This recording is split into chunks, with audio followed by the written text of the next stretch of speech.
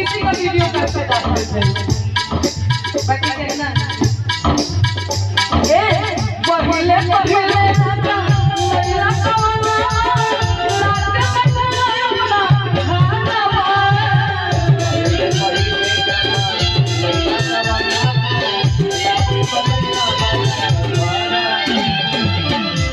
आज जाए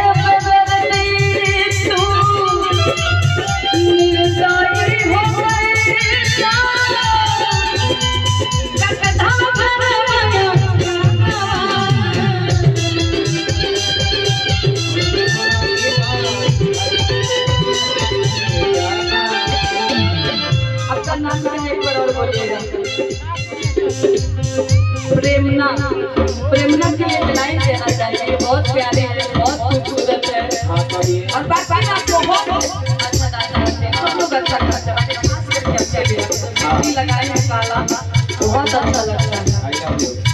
I love you आप लोग प्रेमना। बाकी हम कहेंगे कि काजल की किरा सुरमा सहा जाए कि काजल लगे किरा सुरमा सहा न जाए और जिस नजर में प्रेमना बसे दूजा कैसे सुहाए।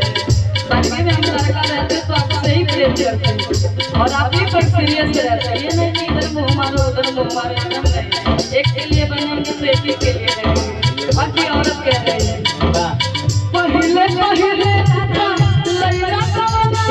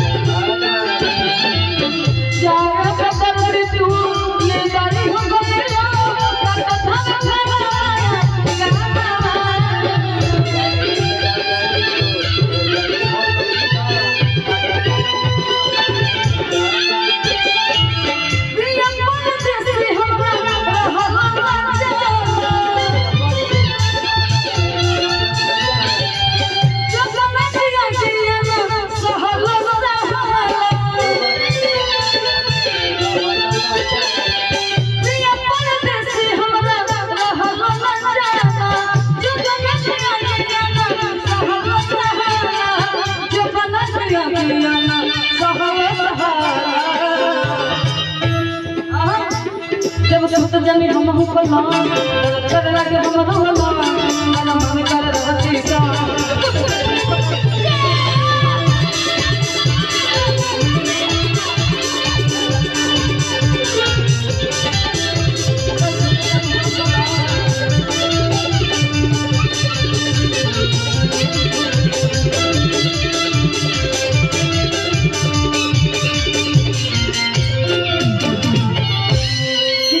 सुत जमी हम पला अदरक चढ़ लगे हमरो वाला